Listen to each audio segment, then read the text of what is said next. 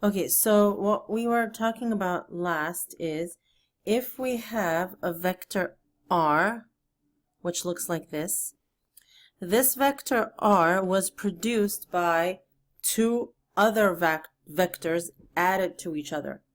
So what we can do is we can now draw the components of this, which were added to make this up. And the way that works is we basically create a right triangle underneath it. So in order to make this vector, we have to add another horizontal vector, we call that x, and a vertical vector, we call that y. These x and y horizontal and vertical vectors are called the components of vector r.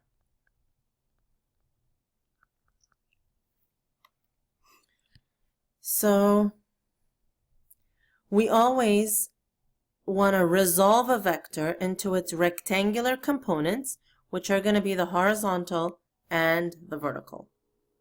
All right, so let's take this example. While digging in his garden, Will pushes a shovel into the ground with a force of 630 newtons at an angle of 70 degrees with the ground. So part A says, draw a diagram that shows the resolution of the force that Will exerts into rectangular components. So we have to draw the force that he exerts, and then we have to show the resolution into its rectangular components. All right, so here is the ground. Now, Will is digging into the ground, so he's got his shovel right there. Right, that's his force. These are his hands, and he's digging into the ground. And it says that this makes a 70-degree angle with the ground. So this angle is 70 degrees.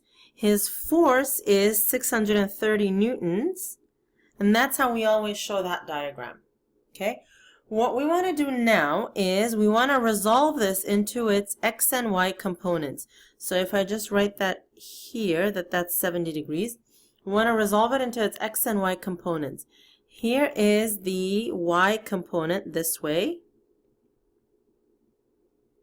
and the x component this way. Now, what about the arrows? So imagine this. The force is going from here. This is the starting point of the force A, and this is the ending point of the force B. So it's starting up here and going down there. That means, how do I get from point A to point B? Well, I have to go down a little bit, and then I have to go over to the left a little bit,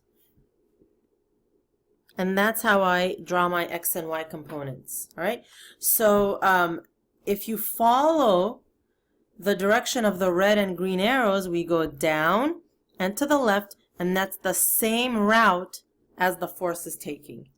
So now I have my x component here and my y component here.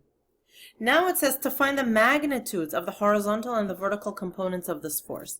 Well, for this we're going to use trigonometry. So let's do the green x component first. For the x component,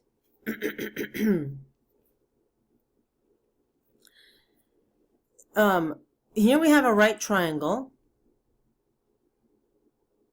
right there, and we know from trig that cosine of 70 degrees is the adjacent over the hypotenuse. That means x is equal to 630 cosine of 70. So x is equal to 215.5 newtons. However, notice x is going in the negative direction, towards the left. That's negative. So I put a negative in front here. So that's the magnitude of my x vector. What about the magnitude of the y vector? Well, for the y, that's the side opposite the 70, so it's going to be sine of 70 degrees is equal to y over 630. So y is equal to 630 sine 70, which means the magnitude of the y vector is 592 newtons, again in the negative direction. So those are my x and y components.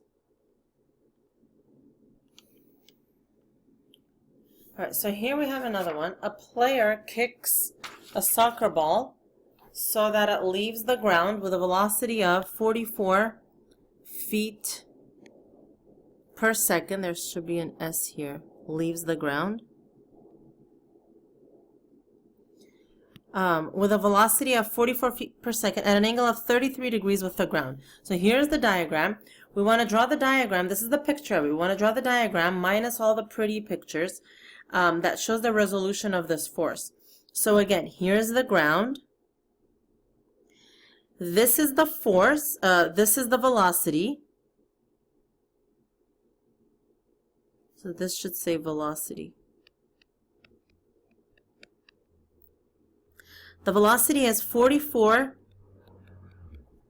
feet per second, and it's got an angle of 33 degrees with the horizontal. All right, so rectangular and vertical components. The vertical component is this, and the rectangular component is this. The horizontal component is this. So horizontal is the green, and it goes this way. And the vertical is the red, and it goes that way. So notice the direction of the arrows. The y component must point up, and the x component must point to the right. That means both of them are positive. All right.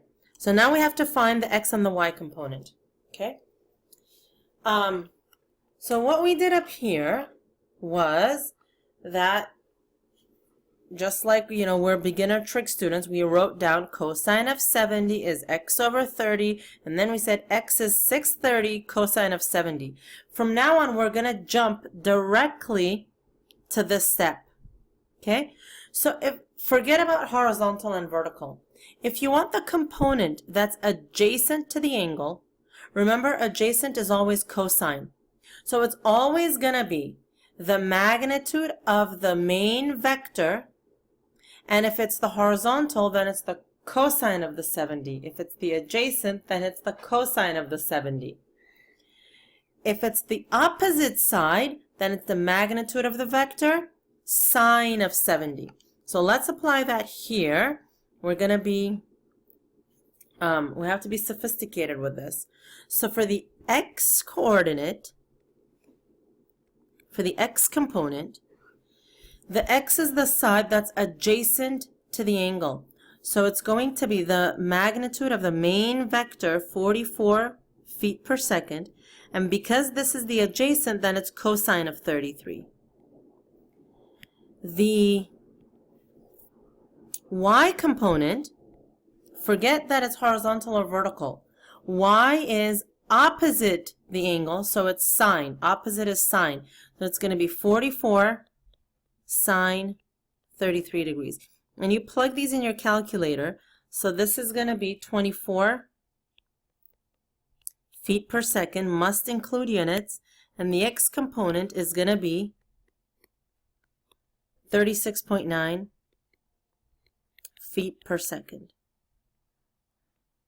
Now, without getting into the physics of it all, if you just stay mathematical, if this is the x component and that's the y component, and this is a 90-degree angle here, sure enough, if you do x squared plus y squared and take a square root, you should get 44. In fact, you will get 44. All right, one more. An airplane is flying 40 degrees northeast with an airspeed of 310 knots in still air, encounters a 78 knot tailwind acting in the direction 145 degrees north of east. Because of this wind, the airplane acquires new ground speed and direction. What are they? Okay. So we're going to try to color code this one. Initially, the airplane is flying 40 degrees northeast with an airspeed of 310 knots. So let's draw that first. So here I have a horizontal line. Just draw a horizontal line. This is not the ground, right? The plane is not in the ground. It's in the air. It's flying 40 degrees northeast. Northeast is in this direction. And it's 40 degrees with the horizontal with an airspeed of 310 knots. So if we go to that color, then this is what that's going to look like. Now, I'm not going to just draw this arbitrarily. I can't solve it that way yet. So what I have to do is with my protractor, draw an angle of 45 degrees here. 40 degrees here. And draw my vector, which is going to be 310 knots. Now, this encounters a 78 knot tailwind acting in the direction 145 degrees north of east. So right here, remember this is the second vector and we're going to add it here. So right here I draw another horizontal. Now you measure 145 degrees. 145 degrees is going to be pointing here in that direction. Now this is going to be 78 knots. So you're doing this with a ruler and a protractor. That means you have to scale this. This was 310 knots. This was 78 knots. So what you do is this. On your scratch paper, say, okay, how does 78 relate to 310? Well, it turns out it's about 0.25. It's about a quarter of it. So suppose this was 4 centimeters long. Then I'm going to make this a quarter of it, only 1 centimeter long. And that angle is 145. Now, what's my resultant? My resultant, remember, it's from the very beginning to the very end. And it's going to look like this. Again, you do this with a ruler.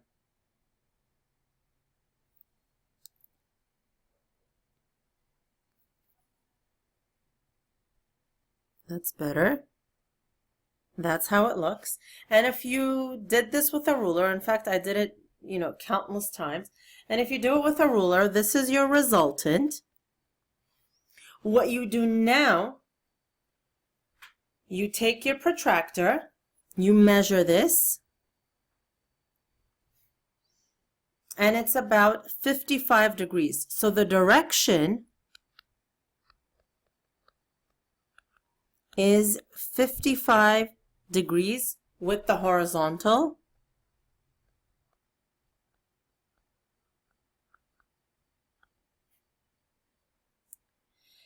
And what about the magnitude? Well, you measure it again and you scale it. So remember, however many centimeters this was, that's 310. So you rescale it and it ends up being, so magnitude of R is 322.4 knots. Okay, so basically all we did to find these are with a protractor I measured the angle, and with a ruler I measured how many centimeters this was, compared it to this, and I got my answer. All right, so that's that, and this will be due next class.